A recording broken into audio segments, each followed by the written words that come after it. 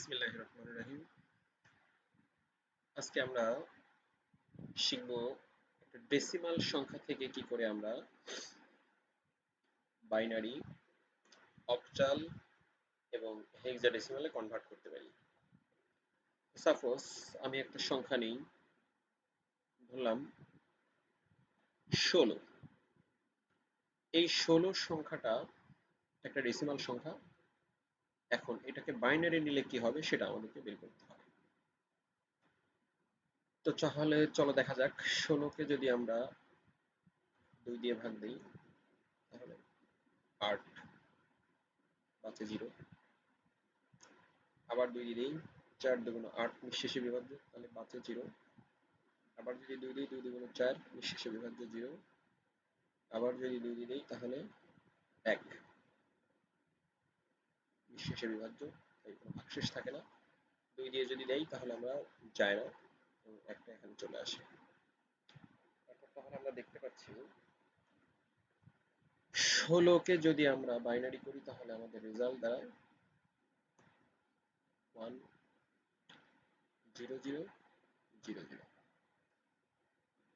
এটা হচ্ছে আমাদের 16কে বাইনারি করলে আমরা এই রেজাল্ট পাই। এখন আমি যদি এই 16টাকে আবার এই 16টাকেই আমি ডেসিমাল সংখ্যা, এটাকে আমি অক্টালে কনভার্ট করতে চাচ্ছি, যে এটা অক্টালে কি হবে। আচ্ছা, তার আগে এখানে একটা বলে দিই যে এই যে 16টাকে যে আমি বাইনারিতে করার সময় 2 দিয়ে ভাগ করে করে গেলাম কেন? কারণ আমার সংখ্যাটা ছিল ডেসিমাল। তো আমি যদি সংখ্যাটাকে বাইনারি ফরম্যাটে করতে চাই তাহলে 2 দিয়ে ভাগ দেওয়ার উদ্দেশ্য হচ্ছে আমি 2 দিয়ে ভাগ করলে তার ভাগশেষ অবশ্যই, রিমাইন্ডার অবশ্যই 0, অর্থাৎ 1 থেকে ছোট হবে, 2 থেকে ছোট হবে। 2 থেকে ছোট মানে 1 অথবা 0 এর ভিতরে হবে। আর 1 অথবা 0 দিয়ে যদি কোনো আমি একটা সংখ্যা গঠন করতে পারি সেটাই তোমার বাইনারি নাম্বার। এই জন্য আমাদের টার্গেট থাকে যে কোনো একটা ডেসিমাল সংখ্যাকে আমি যদি বাইনারিতে নিতে চাই তাহলে 2 দিয়ে ভাগ দিব।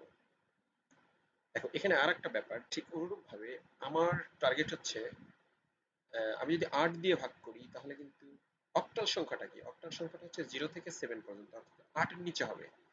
অনুরূপ ভাবে আমি এই 16টাকেও সেম ভাবে ভাগ করতে পারি। আমি 16কে যদি আবার 8 দিয়ে ভাগ দিই, 16কে যদি আমি আবার 8 দিয়ে ভাগ দিই তাহলে কি হবে? 8 দুগুণে 16, রিমাইন্ডার কত? 0। আমি যদি আবার দিই 8 দিয়ে ভাগ, আমি কিন্তু আবার 8 দিয়ে ভাগ দিলে যায় না, তাহলে আমি এখানে 2টা কেটে নিয়ে আসলাম। এবার নিচ থেকে যদি আমি উপরের দিকে সাজাই তাহলে আমাদের আনসার হচ্ছে 2 0। অর্থাৎ 16 এর জন্য অক্টাল ভ্যালু হলো 2 0 এবং 16 এর জন্য ডেসিমাল ভ্যালু হলো 1 0 0 0 0 1 0 0 0 0 0। এখন আমি এই 16টাকেই আমি আবার চাচ্ছি যে এই ডেসিমাল সংখ্যাটাকে আমি কি করে একটা হেক্সাডেসিমাল সংখ্যায় পরিবর্তন করতে পারি। দেখো, তাহলে আমি এখানে আমার টার্গেট কি ছিল? বাইনারিতে যেতে চাইলে আমি অবশ্যই 2 থেকে ছোট জিনিসগুলো নিয়ে তৈরি করব। আবার যখন আমি অক্টালে গেলাম তখন কিন্তু আমি চাচ্ছি যে আমার রিমাইন্ডার তো অবশ্যই 8 এর নিচে হবে, অর্থাৎ 0 থেকে 7 পর্যন্ত হবে, তাহলে আমি 8 দিয়ে ভাগ দিচ্ছি। অনুরূপভাবে এখানে আমি 16 দিয়ে ভাগ দিব। তাহলে 16কে যদি আমি 16 দিয়ে ভাগ দিই তাহলে 16 8 16 পাশে 0।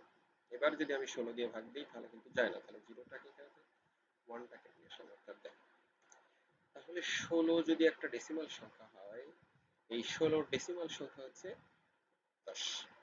তার মানে 16 ডেসিমাল সংখ্যা হলো 10। তাহলে আমি যদি এখানে 16 লিখি তাহলে আমার ডেসিমাল ভ্যালু হবে কি? f কিন্তু ছিল 15 মানে f, আর 16 মানে হবে হচ্ছে 10। আর 16 বাইনারি ফরম্যাটে যদি নেওয়া হয় তাহলে এটা হচ্ছে ট্রিপল 1 হয়েছে, তখন হবে 1 0 0 0 0। তাহলে এই ছিল হচ্ছে মোটামুটি আমাদের টার্গেট। আমাদের টার্গেটটা কি ছিল? আমাদের টার্গেট হচ্ছে যখন আমি বাইনারি ফরম্যাট করব 2 দিয়ে ভাগ দিব, যখন আমি অক্টাল ফরম্যাট করব তখন 8 দিয়ে ভাগ দিব, যখন আমি ডেসিমাল থেকে হেক্সাডেসিমালে যাব তখন 16 দিয়ে ভাগ দেব। কেন? কারণ আমি যাতে যেতে চাচ্ছি, যেই সংখ্যায় যেতে চাচ্ছি, আমার তো রিমাইন্ডার নিয়ে সংখ্যাগুলো সাজাতে হয়। তাহলে আমি যদি 2 দিয়ে ভাগ দিই তাহলে 2 এর চেয়ে ছোট রিমাইন্ডার পাবো 0 1, সেটা আমার বাইনারি হবে। আমি যদি 8 দিয়ে ভাগ দিই তাহলে আমি আমার রিমাইন্ডার পাবো 0 থেকে 7 পসিবল। এবং আমি যদি 16 দিয়ে ভাগ দিই তাহলে 0 থেকে 15 এর মধ্যে ভাগশেষ পাবো। তাই তো, এবং সেটা দিয়ে আমি সাজিয়ে ফেলবো। এই ছিল আমাদের টার্গেট, এবং আমরা নেক্সট ক্লাসে দেখবো ইনশাল্লাহ কি করে একটা হেক্সাডেসিমাল থেকে আমরা বাইনারি, অক্টাল এবং ডেসিমালে যেতে পারি। এই পর্যন্তই। আল্লাহ